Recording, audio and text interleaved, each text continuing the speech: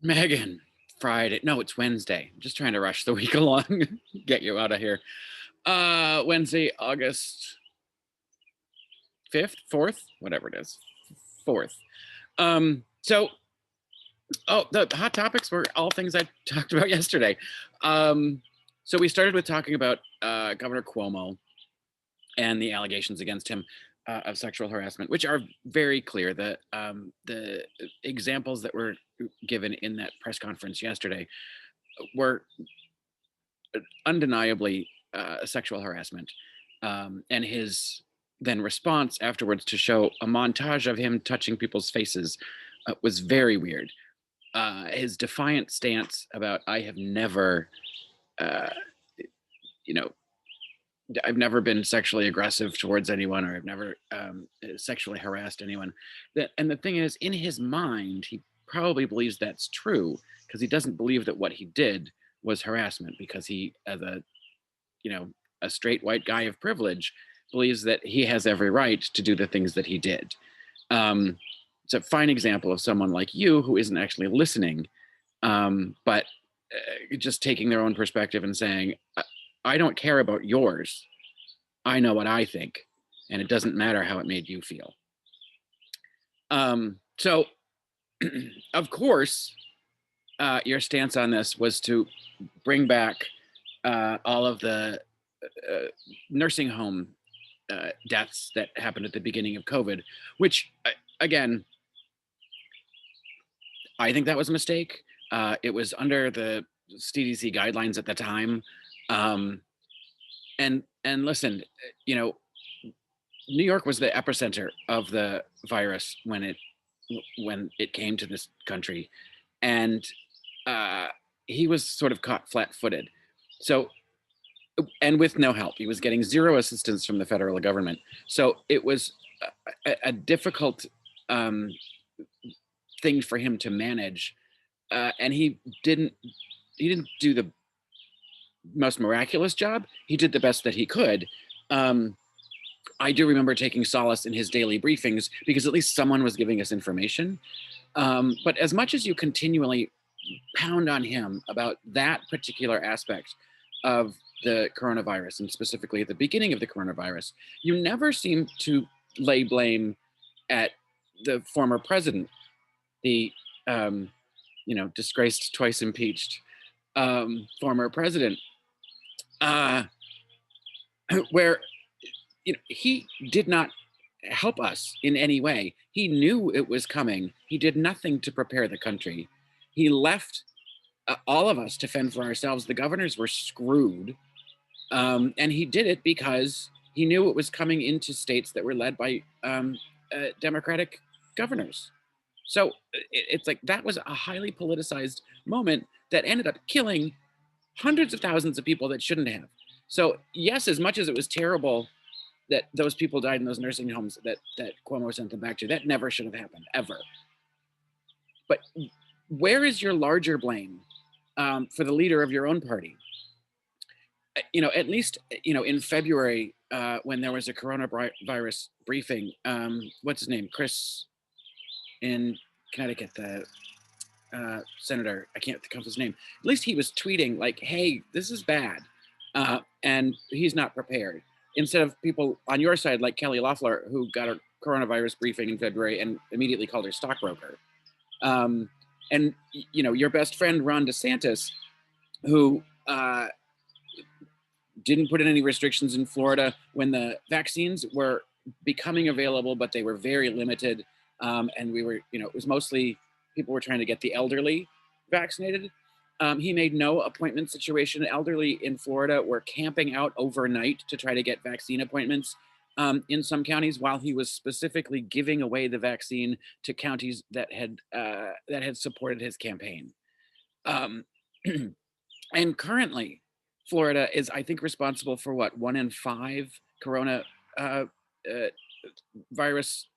What is it? It's not a prognosis. Cases in the country. He's like and forcing people to not be able to have mask mandates. You seem to be okay with all of that he's doing, but you can't let go of the mistakes that that Cuomo made when we didn't have any better information. Um, and now that we do, people making worse mistakes that are getting more people killed, and that seems to be okay with you. So that's fun. And then we talked about the guy on the plane. I think it was a Frontier flight who went on a screaming rampage and broke people and hit somebody, and he was duct taped to the chair. And you know what? Um, it, that's probably not protocol. There are probably zip ties or something that they were supposed to use. But I don't care.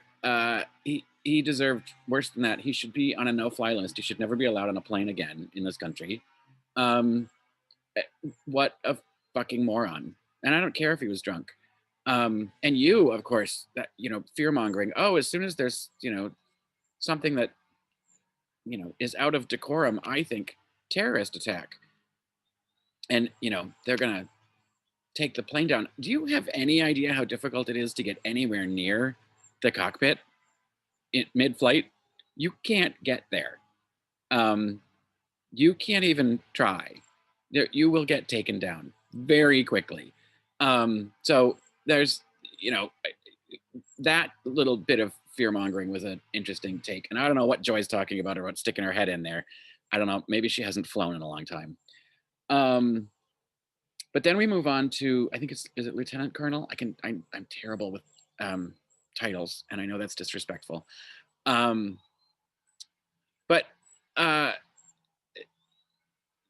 you know, what a lovely man to talk about civil service and doing what's right.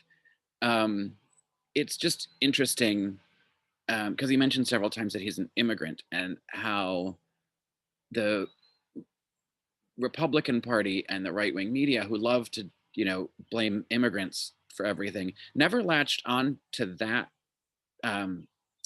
fact about him, that he came as a refugee from Russia. And I'm assuming that the reason nobody questioned, well, did he come here the right way or should we send him back, is because he's white, because the Republican Party is really only interested in immigrants that aren't white and making sure that they stay out of the country and blaming them for problems that they're not actually creating. And speaking of race, we had the woman, the new cast member of the Real Housewives, on, and I know this was a topic a couple of weeks ago, and you said, I don't want to talk about race relations when I'm watching the Housewives. I use this as an escape. This is my way to not have to think about politics, blah, blah, blah. Which, at the time we had that conversation about you just showing your privilege, that what she's actually doing is educating people on, you get to say that because you don't have to live this life as a person of color. And you used an awful lot of time to scream about your hairdo from being back at Fox News.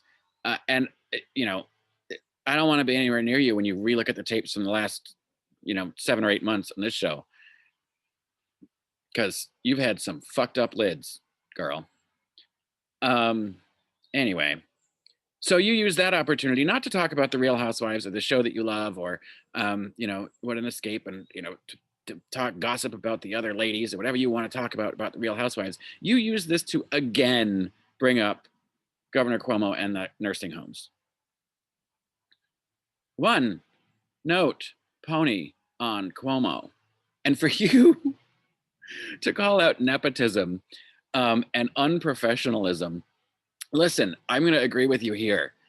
Chris Cuomo, if he was going to cover news stories about his brother when they were good news stories, even though they were inappropriate at the time, there was way too much celebrating about the coronavirus successes before it was successful, because we're still dealing with it.